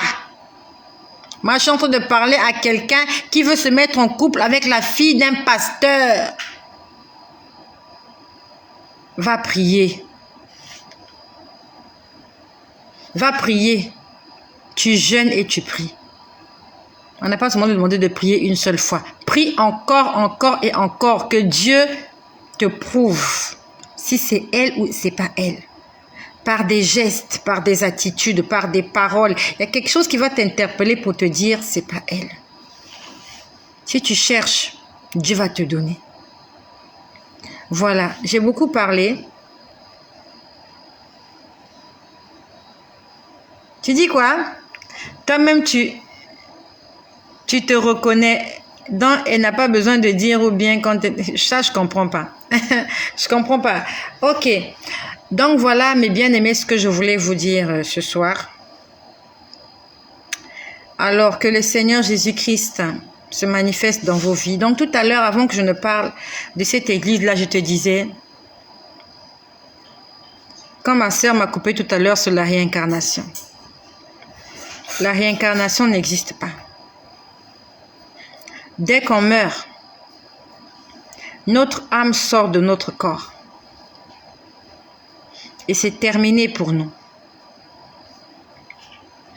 De l'autre côté, nous allons rendre compte de comment nous avons marché pendant que nous étions vivants. Après la mort, il n'y a pas de salut. Si tu meurs dans un état de péché, la porte du ciel t'est fermée. Tu dois te mettre en règle avec Dieu pendant que tu es encore vivant. Après la mort, c'est trop tard. Aucun homme de Dieu, aucun prêtre, aucun pasteur ne pourra changer ta situation lorsque tu te retrouveras de l'autre côté. La prière de repentance, il faut la faire maintenant sur terre, pendant qu'on est là. Donc, au-delà des débats théologiques, au débat de la science, de tout ce que nous cherchons, de tout ce que nous voulons connaître, des versets bibliques que nous récitons, des prophéties, de l'intelligence, au-delà de cela, il y a une rétribution pour chaque péché commis. La Bible nous dit, ce qu'un homme aura semé, il le moissonnera. Dieu est un Dieu juste et il rendra à chacun selon ses œuvres. Je t'invite, nous allons nous recueillir un instant face à cette parole que nous avons entendue ce soir. Je t'ai dit que lorsque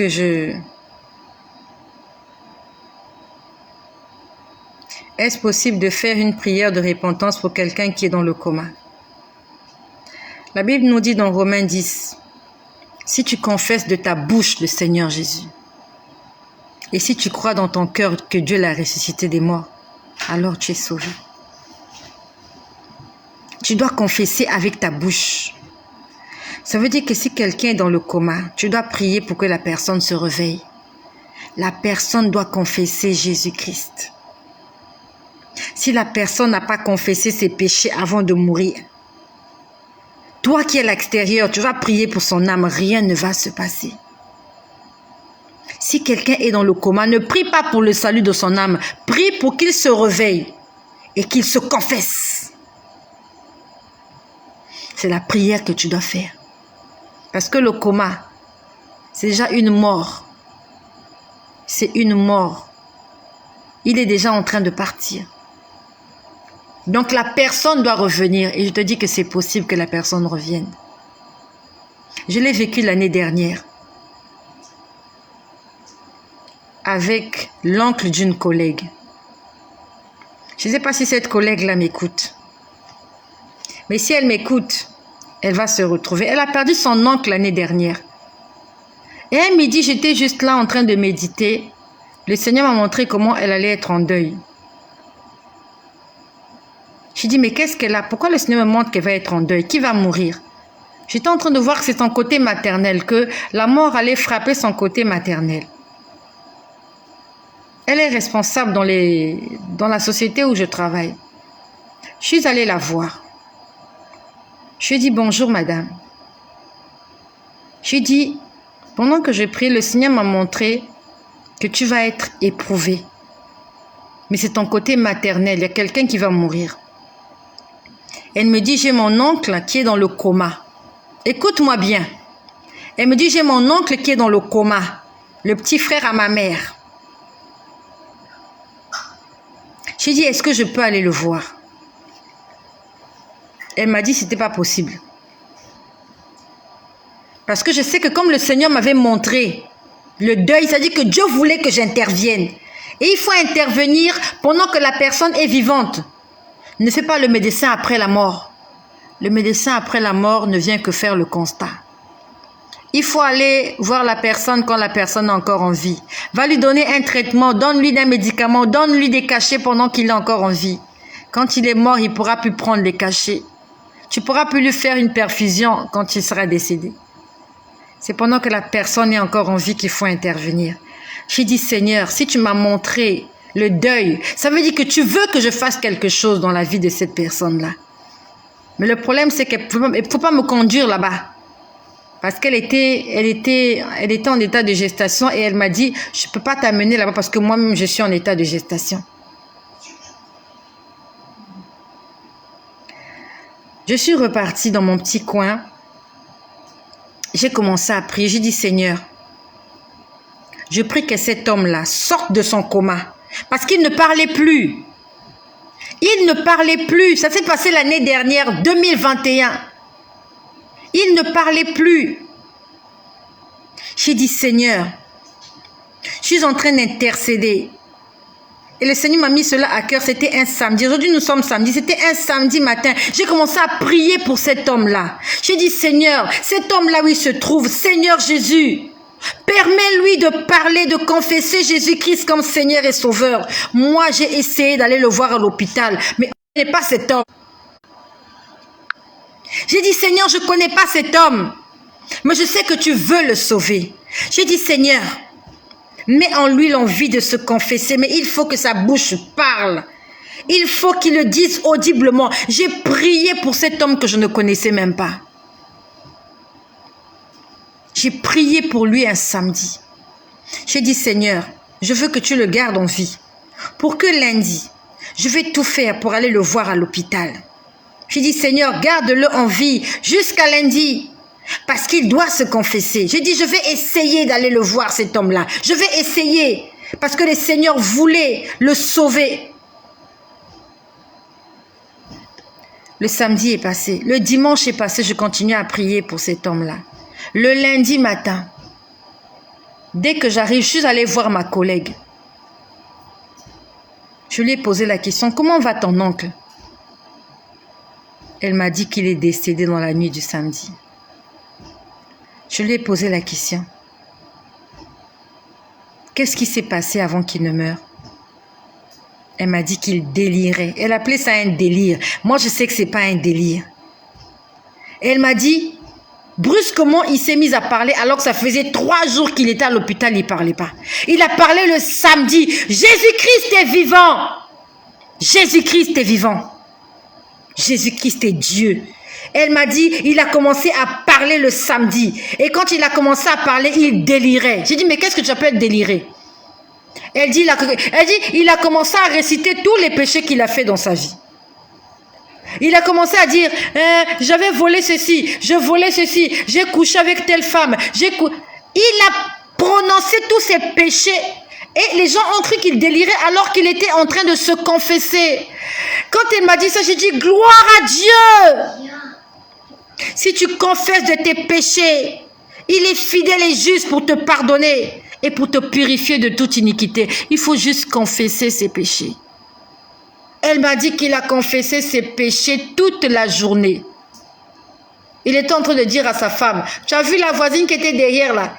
Je sortais avec elle. Tu as vu l'autre là? Je sortais avec elle. Tu as vu l'autre là? J'ai fait ceci, j'ai fait cela, j'ai fait ceci. Les gens croyaient qu'il délirait. Il ne délirait pas. C'est la prière du juste qui a une grande efficacité. La Bible nous dit, quand un juste prie,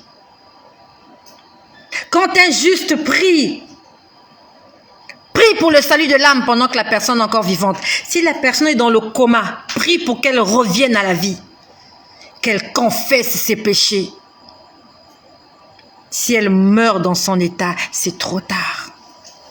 Recueillons-nous un instant. Jésus-Christ est Dieu.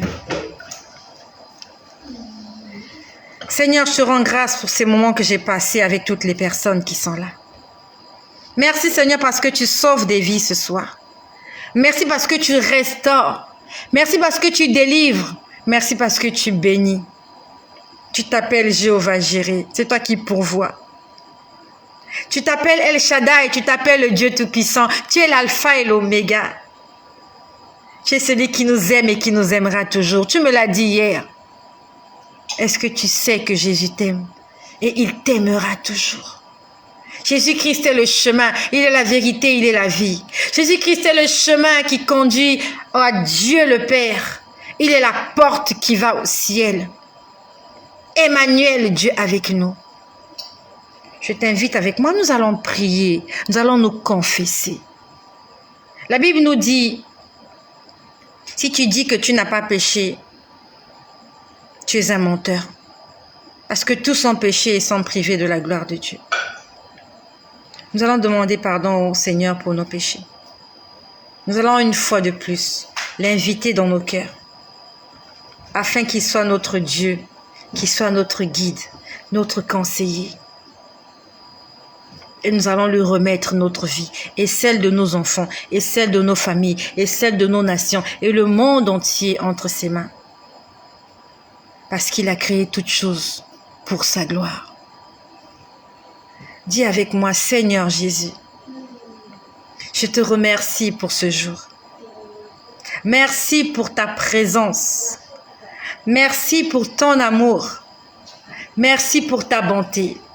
Oh Jésus-Christ, je crois en toi. Seigneur Jésus, je crois en toi. Je crois que tu es Dieu. Je crois que tu as donné ta vie à la croix pour moi, afin que je sois sauvé. Seigneur, je te demande pardon pour tous mes péchés. Seigneur Jésus-Christ, je veux t'appartenir. Seigneur, je veux me consacrer totalement à toi. Seigneur, je veux être un instrument dans tes mains. Seigneur Jésus, utilise-moi pour ta gloire. Seigneur, je t'invite dans ma vie. Jésus, je t'invite dans mon cœur. Je t'invite dans ma maison. Seigneur, viens et prends place. Prends la première place dans le cœur de mes enfants. Prends la première place dans le cœur de mon mari. Prends la première place dans le cœur de mon épouse. Seigneur, sois le maître dans ma maison. Seigneur, convertis-moi, convertis mon couple, convertis mes enfants. Je t'invite, Seigneur, ce soir. Seigneur Jésus-Christ, descends dans mon cœur. Je t'appartiens dès aujourd'hui et à jamais. Je veux te servir, Seigneur Jésus. Écris mon nom dans le livre de vie. Écris mon nom dans le livre de vie de l'agneau. Seigneur, aide-moi à marcher dans tes voies. Seigneur, aide-moi à être obéissante. Aide-moi, Seigneur, à écouter le Saint-Esprit. Donne-moi l'esprit de discernement. Donne-moi la sagesse, l'intelligence, afin que je puisse comprendre les choses comme toi tu aimerais que je les comprenne. Afin que je puisse voir comme toi tu aimerais que je vois. Afin que je puisse entendre comme toi tu aimerais que je puisse entendre. Afin que je puisse marcher comme toi tu aimerais que je marche. Afin que j'aille, Seigneur, là où tu m'enverras. Seigneur Jésus, je veux t'appartenir. Je veux t'appartenir ce soir, Seigneur Jésus. Prends le contrôle de ma maison. Prends le contrôle de mes enfants. Seigneur, souviens-toi de mes enfants. Seigneur, ramène mes enfants à la maison. Si quelqu'un est malade, prie pour la personne. Seigneur, je te prie pour Ghislain. Je te prie pour toutes les personnes qui sont malades. Hier, il y a notre sœur Marina qui a parlé. Il y a son mari Christophe. Elle dit qu'il fait des crises d'épilepsie. Oh Seigneur, je te prie pour toutes les personnes qui sont malades. Seigneur, dans les hôpitaux, dans les chambres d'hôtel, dans les chambres d'hôpitaux, dans les chambres, Seigneur Jésus, dans leurs maisons. Seigneur, même ceux qui sont dans la rue, ils ne savent pas où vivre, ils ne savent pas où aller. Seigneur, les bébés dans les maternités. Seigneur Jésus-Christ, oh Yahvé, manifeste-toi.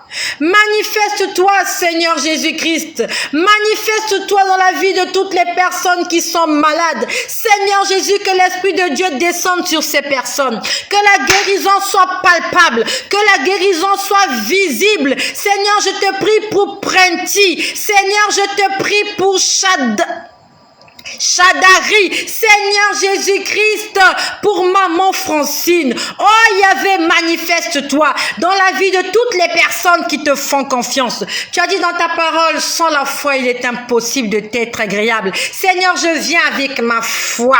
Je sais que tu guéris. Tu n'as pas cessé de faire les miracles. Le miracle existe. La résurrection existe. La vie éternelle existe. La nouvelle naissance existe. Seigneur, je te prie pour Anaïs. Seigneur, je te prie pour Sahel, je te prie pour Lévi, je te prie pour Fetz, je te prie pour Yeboua Ghislaine. Oh Jésus-Christ, éternel, je te prie pour Francine. Seigneur, toi le véritable médecin, le médecin des médecins. Je te prie pour Anthony, je te prie pour Reine, je te prie pour Manuela, je te prie pour Colombe, je te prie pour Kimia. Seigneur, je te prie pour ma famille, pour tous les adolescents. Seigneur, toutes les mamans qui sont là et sont en train de prier pour leurs enfants. Seigneur Jésus-Christ, je te prie pour Gracia, je te prie pour Gervais, je te prie pour Ernestine. Manifeste-toi, Seigneur Jésus-Christ. Tu nous as créés pour ta gloire. Je prie, Seigneur, que toutes les personnes qui m'ont capé par les... Seigneur, je crois en toi. Je sais que tu fais au-delà de mes attentes. Seigneur, merci parce que tu te manifestes. Merci pour les témoignages. Merci pour les nouvelles naissances. Merci pour les conversions. Merci pour les guérisons. Merci pour les délivrances. Tu t'appelles Éternel des armées, le Dieu Tout-Puissant. À toi la gloire. À toi la gloire, ô ressuscité. À toi la victoire pour l'éternité. Seigneur Jésus, prends le contrôle de toutes les personnes qui sont là. Pour celles qui sont là depuis les débuts, pour celles qui sont parties. Et pour celles qui vont écouter après. Merci Seigneur. Tu te manifestes dans la vie de Madia, de Nadège, dans la vie de Marcel de Leslie, dans la vie de Rima, dans la vie de toutes les personnes qui me suivent. Ce n'est pas pour moi qui sont là, mais c'est pour toi Jésus. Merci. Merci Seigneur Jésus, parce que tu es le rémunérateur de ceux qui te cherchent. Tu es le rémunérateur de ceux qui te cherchent.